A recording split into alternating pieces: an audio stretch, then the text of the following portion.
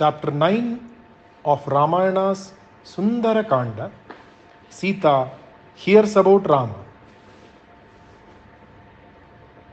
Shri Ramaya Ramabhadraya Ramachandraya Vedase Raghunathaya Nathaya Sitaya Pataye Namaha. Hanuman listened to the words spoken by Sita. Words which were so piteous and tearful. He spoke in reply, Devi, I have been sent here by Rama. I have brought you news of him. Rama is well, and he asked me to find out how you are. Lakshmana is always with Rama, and he is the only source of comfort to Rama, who is grieving for you night and day. He sends his prostrations to you through me. Thrilled with the words which spoke of Rama, she said, there is a proverb which says, if a man lives in hope, happiness will come his way sooner or later. Within the 100 years of a man's life, it will surely happen. This proverb has been proved true for me. Hanuman and Sita spoke for a while about the person dear to both of them, Rama. Hanuman, when he saw that she began to trust him, went near her. Sita was suddenly doubtful about him. She thought that it was Ravana trying to deceive her. She was suddenly convinced that it was Ravana talking about Rama so that he could approach her. Her limbs failed her, and she sat down, abandoning the bow she had been clinging to. Hanuman knew that she had lost confidence in him. He prostrated before her, and she would not look at him since she was terrified of him. After a while, she turned her head and saw him still on the ground, prostrate. Regaining a semblance of courage, she said, if you are Ravana who is steeped in wickedness, if this is one of your many tricks, then you are only making me more unhappy. You once assumed the garb of an ascetic in the Janasthana and deceived me. You have now donned the guise of a monkey, and it is evident that you are Ravana. Have you no heart? Why do you torment me thus? Have I not suffered enough? Sita paused for a while and with a puzzled look said, perhaps you are what you are, a messenger from my Lord. Looking at you, my mind seems to find some peace. If you are really an emissary from Rama, I bless you. Tell me about Rama. In spite of myself, I feel drawn towards you, and you seem to be good. Tell me about my Lord. Describe him to me. Tell me how he looks. Torn between doubt and hope, Sita was suffering, and it was pathetic to see her. She finally decided that it was only Ravana who had come to her in the form of a monkey, and she sat silent. Hanuman began to speak words which were meant to reassure her. He said, trust me, Devi, when I tell you that I have come from the presence of Rama. I will describe Rama to you. He is glorious like the sun and pleasing like the moon. He is glorious like the sun and pleasing like the moon. Like Kubera, he is the Lord of all the worlds. His power is that of Narayana, and his speech is truthful and gentle like that of Brihaspati. He is Manmata who has assumed a human form. He is the home of all that is noble and beautiful. He will be angry only if he must be. He is a terror to his enemies, and he is the noblest of men. You will soon see punishment meted out to the villain who brought you away from Rama, stole you when you were alone in the ashrama. Rama will soon shoot arrows like tongues of flame at the sinful Ravana and rescue you. Believe me, I have been sent by him to find you. Rama is in the very depths of misery because of you. Lakshmana sends his pranams to you. The king of the Vanaras, Sugriva, who is the friend of Rama, also sent his prostrations to you through me. It is indeed fortunate that you have been found to be alive in the city of Ravana. Soon, very soon, you will see Rama and Lakshmana enter Lanka with a large army. I am the minister of Sugriva, and I have been looking for you all these days. I crossed the sea and came here. My name is Hanuman. I have dared to enter the city of the enemy to see you, and my mission is now fulfilled. Please do not mistrust me. I have been sent by Rama. Sita was now certain that he had come from Rama. Pushing her sorrow aside, she spoke eagerly to him and asked him, "When did you meet Rama? Where? How do you know Lakshmana? I am eager to know what happened to Rama after I had been carried away by Ravana. Talk to me about Rama, and sorrow will not find a place in my mind. Describe Rama to me and Lakshmana too. I want to be certain that you know him." Hanuman was only too happy to talk about Rama, his hero. He talked about the Kosala brothers, and he related to her about their search for Sita and their coming to Rishyamukha. He described his first meeting with Rama and Lakshmana and about the friendship which was formed between Rama and Sugriva. He related to her about the jewels she had thrown and about their finding them, about Rama's grief which was inconsolable. Rama himself had admired the beautiful manner in which Hanuman talked, and now he made every effort to make his words convincing to Sita, and she listened as if spellbound to his recital. He ended with the journey of a group of them towards the south. He said, "Devi, I am the minister of Sugriva, and I have been chosen by my king and Rama to convey to you the message that they will soon be here and they will rescue you from Ravana by killing him.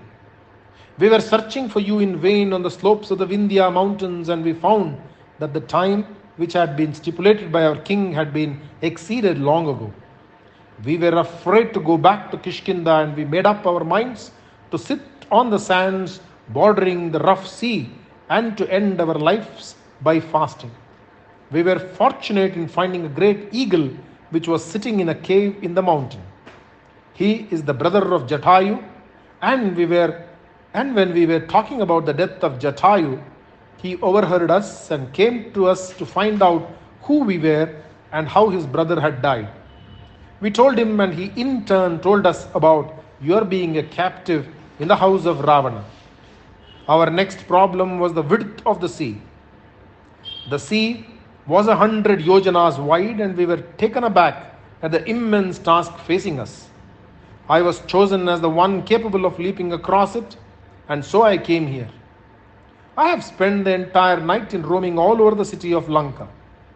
I saw Ravana too in his sleep, and I have seen you now. Please accept my words as the truth and recognize me as the messenger from Rama. The brothers are both well. It is my good fortune that crossing the sea has rewarded me with the sight of you. I will earn great fame because of this. Rama will be here soon, and he will take you back with him. You can be sure of that." Jai Shri Hanuman, Jai Shri Sita Mate, Jai Shri Ram.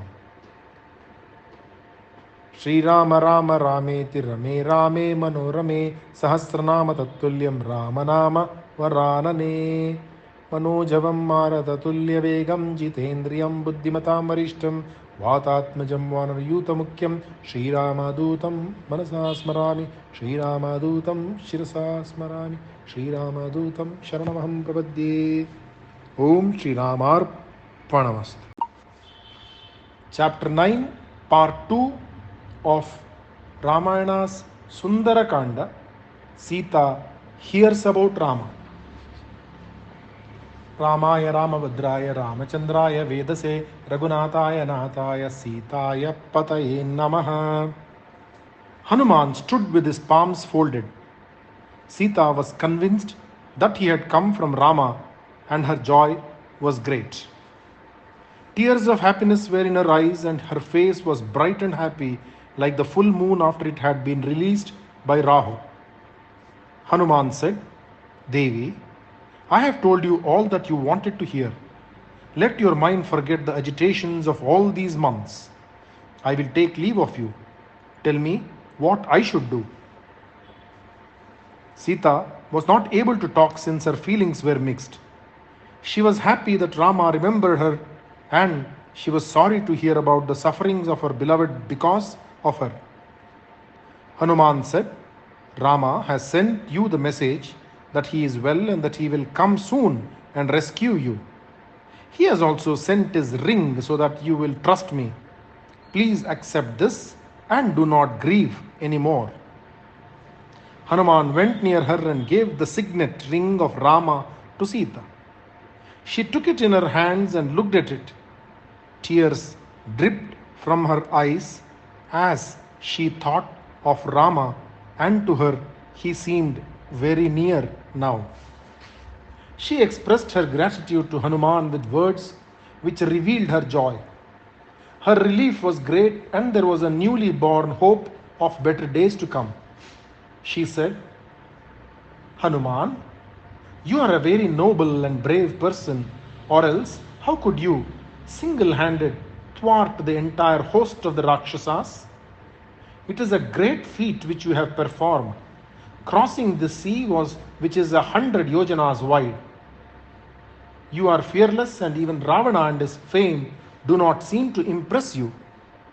If Rama has so much of confidence in you that he should choose you as the one to convey his message to me, you must certainly be out of the ordinary. I am happy to know that my Lord with his brother is well. These two heroes are great enough to mete out punishment even to the Devas. How is it my Rama has not burnt up the entire world and the seas surrounding it with his anger? Possibly my sorrows have to be suffered by me, and that is why he has refrained from it. I am happy that distance has not dimmed his love for me. I am certain that he will come to my rescue and take me with him. Very soon I will see Ravana and all his kinsmen dead on the ground, and the city of Lanka will be devastated because of the anger of Rama. He has suffered a lot. Banished from the kingdom, he walked about in all the forests, and all the while he had to protect me. All those years we spent without fear, without worries, and finally this calamity overtook both of us. I hope he has not lost heart. As for me, not my father, nor my mother, nor anyone else is as dear to me as Rama, and that is the reason why I am still able to live. Hanuman said, if Rama had known where you are, you would have been returned to him long ago. It was essential for him to discover where Ravana had concealed you. As soon as I go back and I will tell him all about you and about Lanka. Then Rama, accompanied by an immense army of monkeys and bears, will proceed towards Lanka. Not Devas nor Asuras can keep him back, nor can they obstruct the course of his deadly arrows. Devi, Rama is very unhappy without you by his side. He is living in a cave on a hill by name Prasravana. Rama does not eat properly, nor does he sleep. He does not care for the comforts of the body, and he is ever lost in thought. He is indifferent to his surroundings and to the people around him. If at any time he gives in to sleep out of sheer exhaustion, he wakes up soon with your name on his lips. If his eyes light on anything which is pleasing, he calls out your name, and his sorrow is renewed and he is inconsolable. Sita was thrilled that Rama thought of her all the time and that he thought of nothing else. At the same time, she was sad to know that he was so unhappy that he was neglecting himself. She was silent for a while, and Hanuman waited for her to talk. She said, your words make me happy and unhappy too. When I hear that he thinks of nothing else, I am pleased, and to think that he is unhappy makes me unhappy too. It is the result of one's action in a past life which ties a man down and controls his actions. The extreme wealth and happiness of a man, or the unbearable sorrow he suffers, are all the wages He pays for something good or bad he has done in his previous birth. Fate is something which no one can escape. Take, for example, Rama, Lakshmana, and me. Rama has to reach the other shore of this immense sea of sorrow, and he is like a broken boat which is fighting a futile battle against the elements. He has to destroy the Rakshasa army and their king and then take me back. Time again is against us. I am allowed to stay alive only for 2 months more. This is the 10th month since I have been brought to this prison. Ravana has a brother by name Vibhishana, and he has tried to advise his brother that I should be returned to Rama. But his words are of no avail. Ravana, who has been singled out by death, is waiting for Yama, and so words of advice do not seem to please his ears. This was told to me by a daughter of the brother of Ravana, and her name is Anala. I am certain that Rama will come to Lanka and punish this sinner. I know Rama's power, and it will be like a game for him to destroy the Rakshasa host and take me back with him. Misfortunes will not be able to overcome Rama. Rama is beyond the ken of such things. Jai Shri Ram, Jai Shri Sita Mate, Jai Shri Hanuman. Shri Rama Rama Rame Tirame Rame Manorame Sahasranama Tattulyam Rama Nama Varanane. Om Shri Ramar Pranamastu. Chapter 9, Part 3 of Ramayana's Sundara Khanda. Sita hears about Rama. Apadamahartaram Dataram Sarvasampadam Lokabhiramam Shri Ramam Bhuyo Bhuyo Namamiham. Hanuman could not bear to think of Sita in the Ashokavana for a duration of another 2 months. He said, Devi, Rama will soon be here, as I told you, with the army of monkeys. If you so desire, I will rescue you now, at once, from Ravana. Please, allow me to carry you on my back, and I will cross the sea with you. I am capable of lifting this entire city and carrying it on my back. Like Agni, the god of fire, carries the Havis to Indra, I will take you to Prasravana hill and leave you with Rama. You can reach him now and he will be pleased.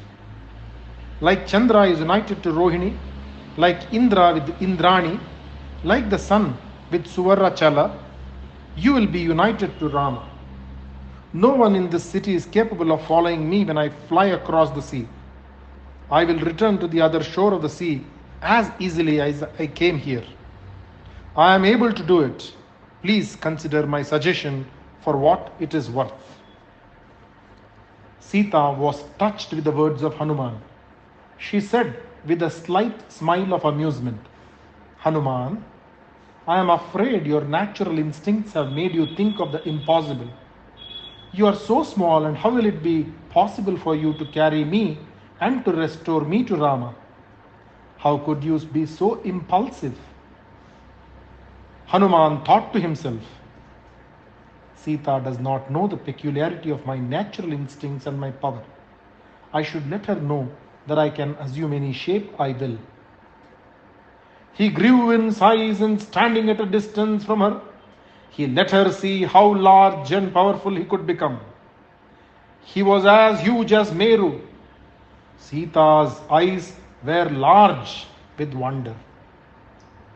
Hanuman said, Devi, I can assume any size I please. It was because I wanted to enter the city unnoticed that I made myself smaller than a kitten. I can carry Lanka with all its inmates, its mansions and gardens without any effort. Have no fear about it.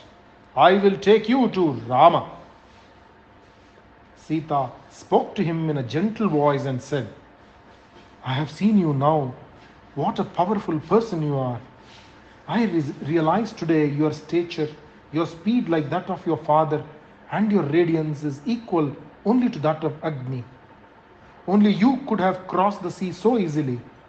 No one else on this earth is capable of this. I know. I see that you can easily take me and leave me in the presence of Rama. But, Hanuman, we should think of every aspect of the situation. I do not think it will be possible for me to go with you. The speed with which you travel may, most probably, make me feel uneasy and I may lose consciousness. Perhaps, when you fly higher and higher up in the sky, I may feel frightened and slip off your back and fall into the sea. Also, there is a likelihood of your having extra responsibility because of me. You will be pursued by Rakshasas when Ravana comes to know of it, and you will have to fight with them as well as protect me. At the same time, you will also have to pursue your journey. Both of us may incur danger because of this thoughtless action. If I should fall off your back and be caught by the Rakshasas, that will become unbearable for me. I would rather die than to try to escape, fall, and be caught again. Apart from all these, there is this to be considered, and that is, it will not be credit to Rama if I should be rescued by you. And again, for a woman like me, it is not possible even to think of the touch of a stranger. I belong to Rama and I cannot willingly touch another person. Ravana did touch me, it is true, but that was forced on me and I did not willingly let myself be carried away him. I was helpless in his grasp. I could do nothing. The proper thing will be for Rama to come and after killing Ravana, to take me back. These Rakshasas are sure to find it futile to fight with Rama and he will be the death of them. Rama will be like fire fed by the passing breeze and there will be no one brave enough to stand before him and give him fight. He will be like the sun during the end of the world and who can withstand his radiance. Hanuman, go back to Rama and bring the brothers and your king with the army. Let there be a fight and my sorrow will be at an end. Hanuman was very happy to hear the words of Sita. Devi, he said, your words are spoken like a true chaste woman. It befits your womanliness and your purity that you should think thus. Your argument against being touched by anyone other than your Lord is commendable and I salute you for it. I will go at once to Rama and tell him about you, about the duration of 2 months within which time he should come to your aid. As for my suggestion that I should take you with me, it was born of my immense devotion to Rama and a desire to make you happy. Your unhappy captivity had added to my distress, and so I thought of it. I am ready to go back to Rama. I am impatient to go. Have you any words with which I can assure him that I have seen you? Hanuman stood eagerly, waiting for her to speak. Jai Shri Hanuman, Jai Shri Sita Mate, Jai Shri Ram. Shri Rama Rama Rameti Rame Rame Manorame Sahasranama Tattulyam Rama Nama Varanane Manojavam Maratatulya Vegam Jitendriyam Buddhimatam Varishtam Vatatmajam Vanarayuta Mukyam Shri Rama Dutam Manasa Smarami Shri Rama Dutam Shirasa Smarami Shirasa Namami Shri Rama Dutam Sharanamaham Prabhadye. Om Shri Ramar ಪ್ರಣಮಸ್ತು. ಎಲ್ಲರಿಗೂ ಸೌರಮಾನ ಯುಗಾದಿಯ ಹಾರ್ದಿಕ ಶುಭಾಶಯಗಳು. ಶೋಭಕೃತ್ ಸಂವತ್ಸರವು ಎಲ್ಲರಿಗೂ ಶುಭ ಮತ್ತು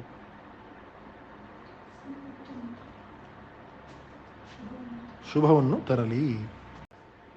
Chapter 10 of Ramayana's Sundara Khanda, Sita's message to Rama. रामाय रामभद्राय रामचंद्राय वेदसे रघुनाथाय नाथाय सीताय पतये नमः. Sita spoke and there were tears in her eyes. Her voice was indistinct since she was overcome with sorrow. She said, Hanuman, I will ask you to repeat what I have said to Rama. Lord, on the hill Chitrakuta, there was a spot near the banks of the river Mandakini. Fruits and flowers were growing in abundance there, and near the ashrama, you were reclining on my lap. A crow came to our presence then. He was bent on eating flesh, and he pierced me with his sharp beak. I took a pebble and threw it at the crow, but that crow would not leave me. He kept pecking at me and hovering around me. As I was trying to get rid of it, you woke up from your sleep and saw my upper cloth slipping down. You looked at my angry face and saw that a crow had made me angry. You made fun of me. I was feeling very shy about the whole incident. You took me on your lap and pacified me. My eyes were filled with tears, and you saw that I was extremely angry with the crow. I slept on, and later again you slept on my lap. The crow came back from nowhere. It came near me and it pecked at my breast and scratched it. This happened again and again. The drops of blood fell on you and you woke up. You saw what had happened. You said, "Who did this to you? Who has the courage, the foolishness to play with a five-headed serpent?" Your eyes were looking around and they sighted the crow and its claws, which were stained with blood. The crow was the son of Indra, and fast as the wind it vanished out of sight. Your eyes were crimson with anger, and you pulled out a blade of grass from the dharba seat which was near and invoked the Brahmastra. A ball of fire pursued the crow and followed it wherever it went. The crow went to all the three worlds, and neither the rishis nor his father Indra could do anything for him. He came back to you and fell at your feet in despair. Though he deserved to die, you let him escape alive. You said, "Brahmastra should not go waste. Tell me what I should do." After thinking for a moment, he said, "Let my right eye be sacrificed for it." After losing the eye, the crow fell at your feet and went back to its abode. Rama, for killing a mere crow, you invoked an astra as fierce as the Brahmastra. How then can you be patient with one who has stolen me and kept me captive? Have mercy on me and save me. You are famed as the sole refuge of those who are in trouble, and you should justify your name. You are a great hero, and yet you have not killed this Rakshasa with your astras. Why? There is no one to defy you in all the three worlds. Hanuman, why has he been forgetful of me? Why has he not done anything about it? Why are the brothers so indifferent towards me? If, in spite of their prowess, they are not able to comfort me, it is because of some terrible sins I have committed in my previous births. There is no doubt about it. Hanuman saw her weeping openly and said, "Devi, I swear in the name of truth that Rama is not indifferent to your fate.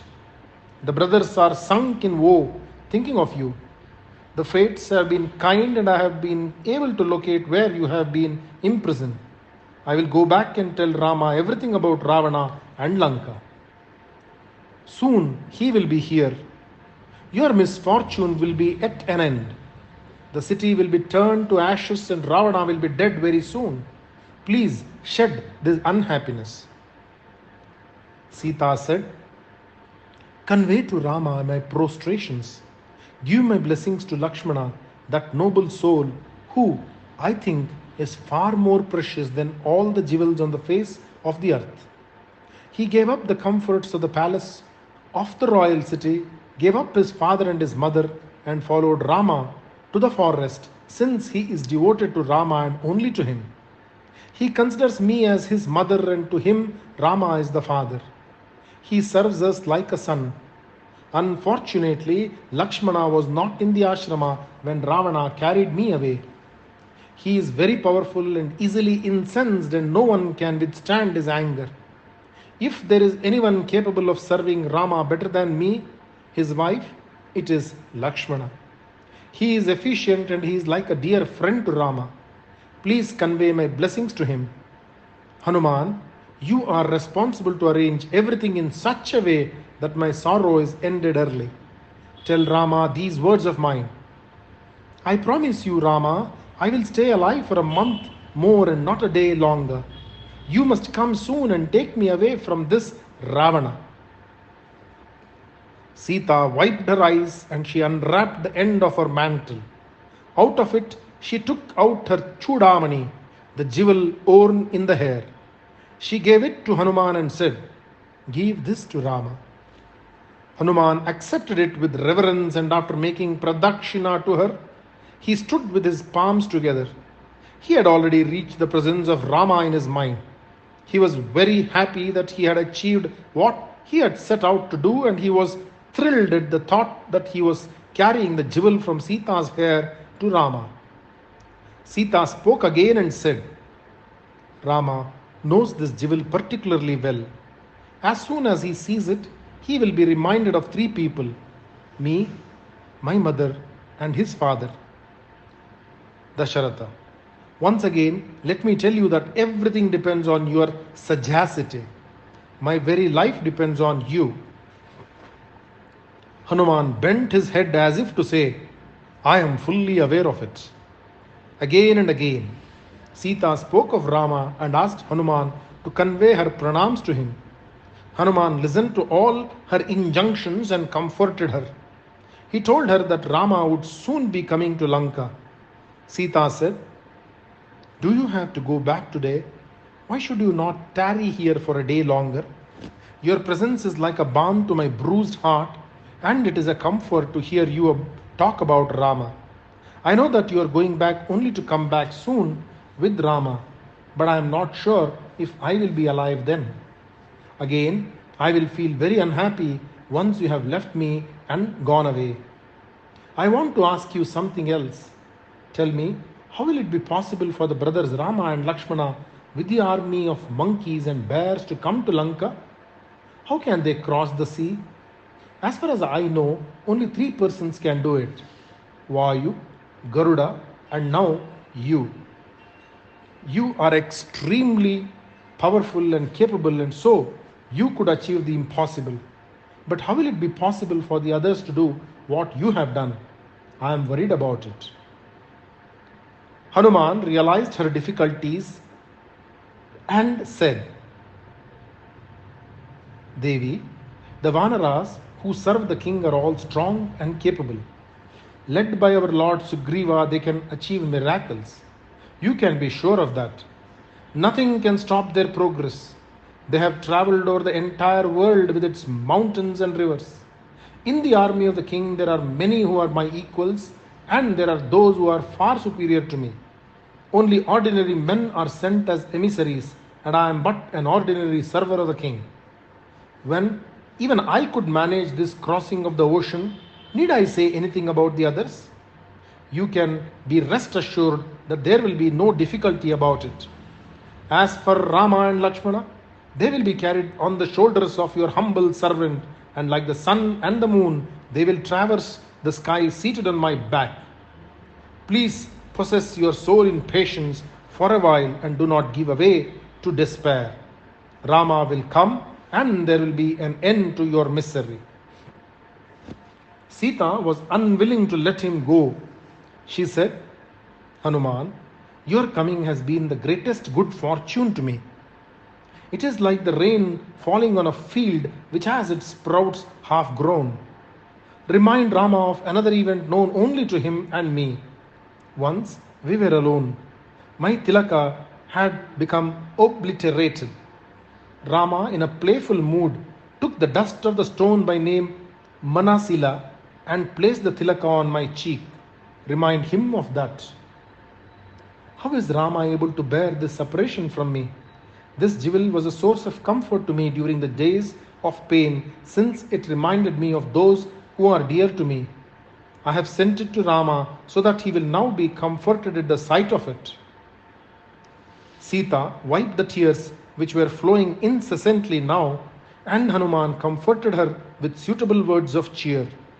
She was unwilling to let him go, but she knew that it was dangerous for him and for her to be found together by the Rakshasas. Hanuman was happy with the course of events and his mind was turned towards the north, his destination. Jai Shri Hanuman, Jai Shri Sita Mate, Jai Shri Ram.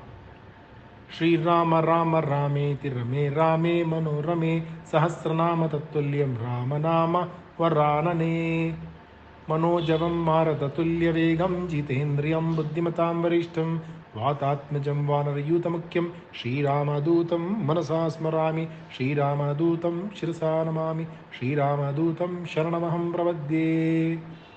Om Shri Ramar Pranamastu. Chapter 11 of Ramayana's Sundara Khanda, Destruction of the Ashokavana. Apadamahartaram Dataram Sarvasampadam Lokaviramam Shriramam Bhuyo Bhuyo Namamyaham. Hanuman had taken leave of Sita and was getting ready to leave. He prostrated before her and left her presence. After going some distance, he told himself, I have seen Sita and I have spoken to her, but it seems to me there is something still left undone. I should not go back without letting my presence being known.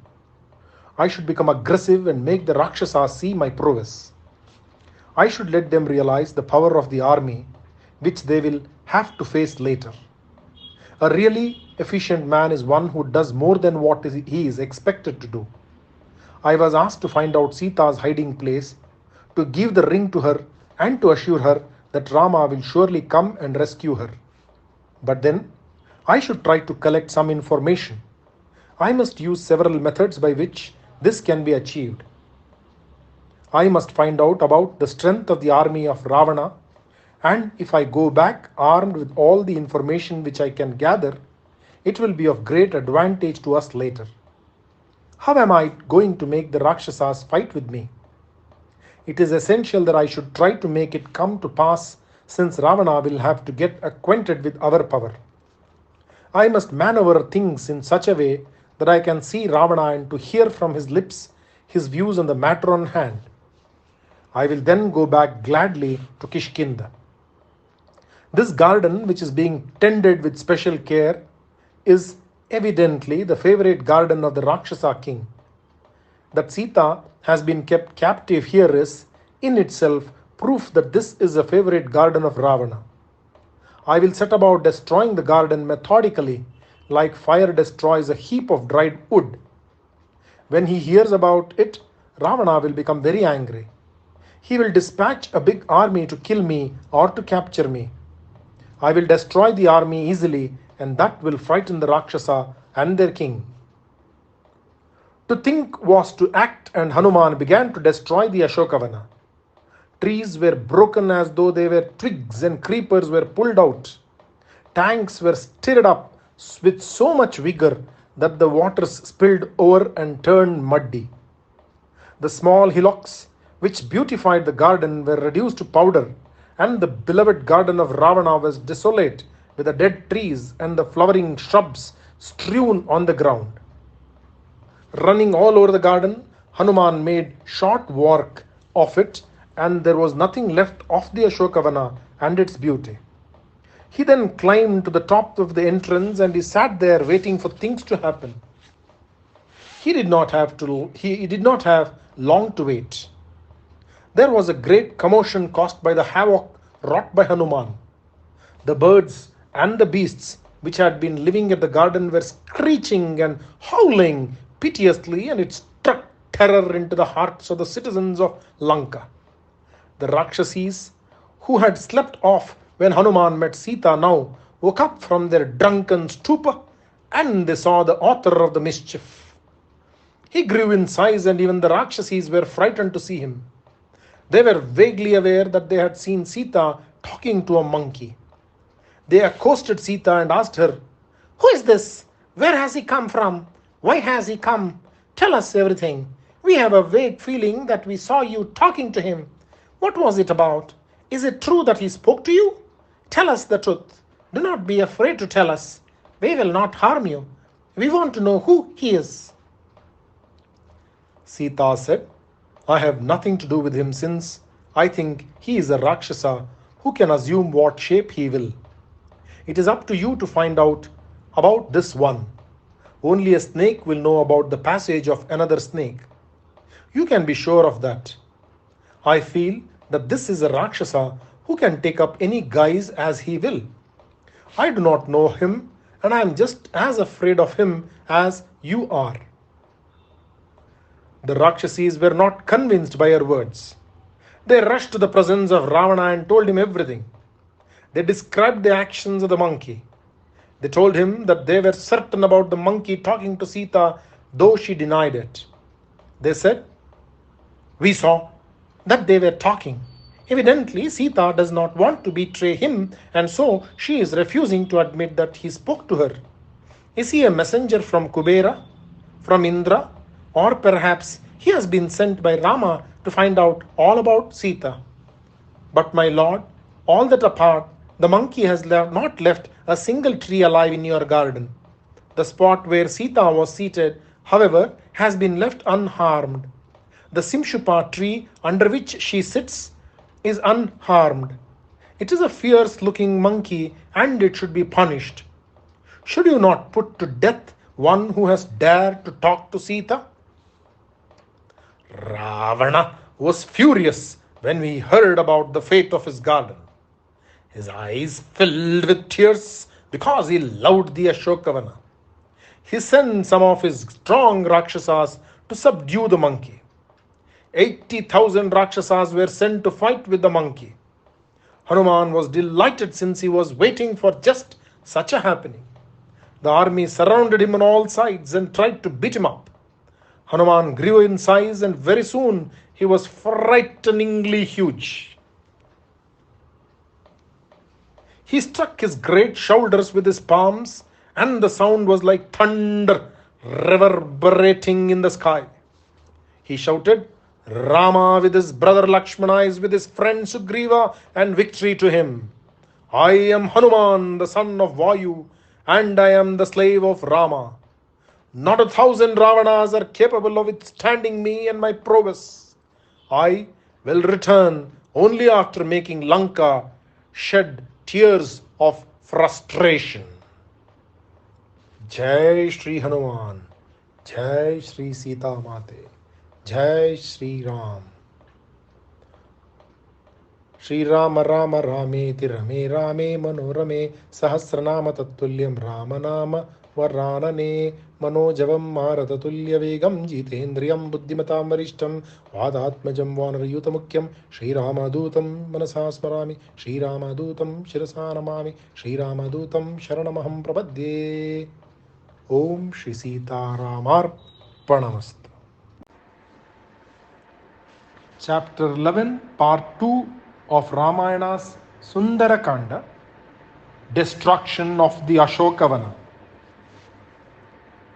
Ramaya Ramabhadraya Ramachandraya Vedase Raghunataya Nathaya Sitaya Pataye Namaha. Hanuman's war cry was frightful and the Rakshasas attacked him all together.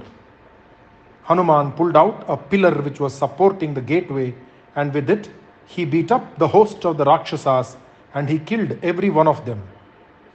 News reached Ravana that the entire army had been destroyed. He could not believe it. He sent the son of Prahasta, one of his ministers, and with him went a large army.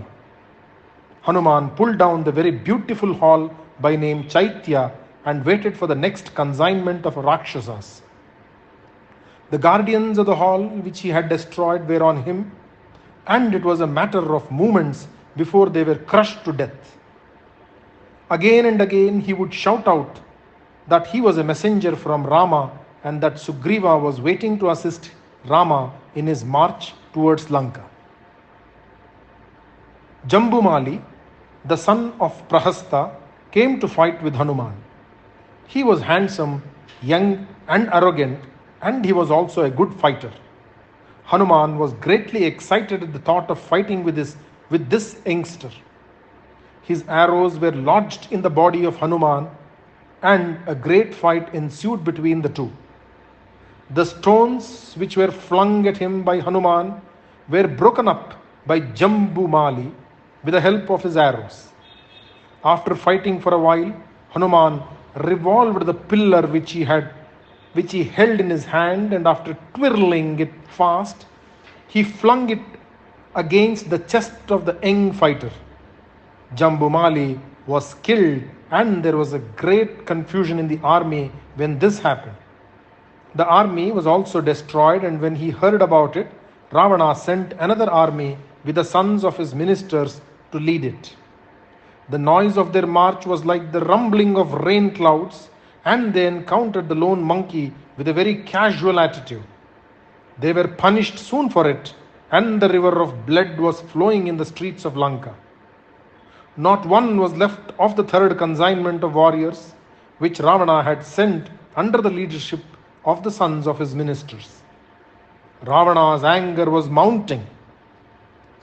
He now sent 5 of his army chiefs, and they led another army to fight with Hanuman, and they suffered the same fate. Hanuman was enjoying himself immensely, and he was announcing that there were thousands of monkeys just as powerful as he was, or even more powerful than himself, in the army of Sugriva, and that they would be coming to Lanka accompanied by Rama and Lakshmana. Ravana was taken aback at the reports of the valor of this lone monkey who had strayed into his city. He decided to send his son Aksha. This son was very dear to Ravana, and he looked with affection at his son, the young man who had dressed himself up for battle. He had a beautiful bow in his hand, and he looked like the first tongue of flame leaping out of the fire, fed with havis by the Brahmins who worshipped the fire. He was wearing an armor of gold and glowing like the sun. He ascended the chariot and proceeded towards the place where Hanuman was waiting. He went near him and looked with admiration at the great monkey which was waiting for the next group of Rakshasas to accost him. Aksha gauged the valor of Hanuman, and he thought of his own ability. It was a terrible encounter between the two. The earth quaked, and the sun did not shine as he was wont to do. The wind stopped blowing, the mountains trembled, and the sky resounded with the noise. The sea was brimming over, and it was fear to watch the fight between Hanuman and Aksha. Hanuman was greatly impressed by the manner in which the young prince fought. He told himself, "This young man is like the young sun, and he fights like a great warrior with a great valor. I do not have the heart to kill him. He is strong and he is undaunted. He seems to be a very noble youth, and it is certain Devas will be afraid to face him in battle. And yet, I have to kill him. It is not wise to ignore fire which is raging." Hanuman killed the horses of the chariot of Aksha, and then the chariot was broken. Aksha rose into the sky, abandoning the broken chariot, and Hanuman caught hold of him as Garuda would a snake, and twirling him around, Hanuman dashed him to the ground. Aksha fell down dead, and there was panic in the army. Many were killed, and some escaped to tell Ravana about the death of his son. Ravana was grieved at the unexpected turn of events, and it took him a while to compose himself. He summoned Indrajit, his valiant son, and said, "My son, you are familiar with the Astras, and you are a great warrior. You have been able to vanquish Indra, the Lord of the heavens, and you have gratified Brahma with your worship and have obtained the Astras from him. You are brave and you are intelligent. You are capable of making quick decisions, and there is nothing which is impossible for you. You are as valiant as I am, and I want you to succeed where others have failed. Your dear brother has been killed, and also your companions led by Jambumali. Something unusual is happening. Go, my son, and after assessing the strength of the enmity, fight with him. Evidently, it is futile to send an army to subdue this monkey. You should trust your bow to do the needful. It is not pleasing to me at all to send my beloved son to fight as soon as I have lost another. But the situation is such that I have to come back with success." Indrajit was eager to go and fight. He made a pradakshina to his father, and after taking the blessing of the elders, he set out to fight with Hanuman. Jai Shri Hanuman, Jai Shri Sita Mate, Jai Shri Ram. Shri Rama Rama Rame Tirame Rame Manorame Sahasranama Tattvalyam Ramanama Varanane. Om Shri Ramarpanamastu. Chapter 12 of Ramayana's Sundara Khanda, the Brahmastra. Apadamahattaram Dataram Sarvasampadam Lokabhiramam Shri Ramam Bhuyo Bhuyo Namamyaham. Seated in his chariot, Indrajit rushed to the neighborhood of the Ashokavana. It thrilled the heart of Hanuman when he heard the noise made by the approaching chariot. He had assumed the large size which would frighten the Rakshasas. Indrajit came near him and he pulled the string of his bow. The challenge was exciting to Hanuman. There then ensued a great fight between the two. Both were valiant and neither of them could gauge any weakness in the other. Indrajit was, however, finding it frustrating since his arrows were all proving futile against this monkey. He pondered as to how he could suppress the enthusiasm of the powerful opponent. He did not seem to be tired, nor could anything make him frightened. After great deliberation, Indrajit took up an arrow and, invoking the astra presided over by Brahma, sent it towards Hanuman. He realized by now that it was not possible to kill Hanuman, and he decided to bind him with the astra. Hanuman, out of respect for Brahma, allowed himself to be bound by the astra and fell to the ground. After a moment of unconsciousness, Hanuman was able to regain his senses, and he thought to himself, "Brahma has granted me the boon that I will be bound by the astra only for the duration of a moment. This young man has tied me up with the astra, and he is under the impression that I cannot escape the bonds. It is necessary for me to remain bound. I am not afraid of the astra, and I am protected by Vayu, my father, and Agni, his friend. This is a chance for me to meet the Rakshasa king Ravana, and it is good that things have happened thus. Let them take me to the presence of Ravana." He lay down on the ground motionless, and the Rakshasas thought that he was under the power of the astra. They came near and tied him up with ropes and strips of bark. He was willing to be tied up. The moment ropes touched his body, the astra lost its influence, since it is well known that no astra will tolerate bonds of another type to interfere with its power.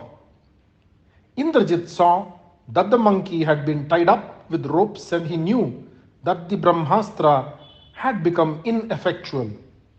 He was unhappy at the Rakshasas of his men and regretted the incident. He was sure that there would be no way of stopping the monkey anymore. But to his surprise, Hanuman had allowed himself to be dragged along, and he did not let anyone know that he was no longer under the sway of the astra. Soon he was taken to the great hall where Ravana held council, and the young prince Indrajit accompanied him with a puzzled look on his face. He could not understand how the monkey could be bound by the astra when ropes had touched him. He went to his father and told him about the capture of the monkey. Jai Shri Hanuman, Jai Shri Sita Mate, Jai Shri Ram. Shri Rama Rama Rame Tirame Rame Manorame Sahasranama Tattvalyam Ramanama Varanane. Om Shri Ramarpanamastu.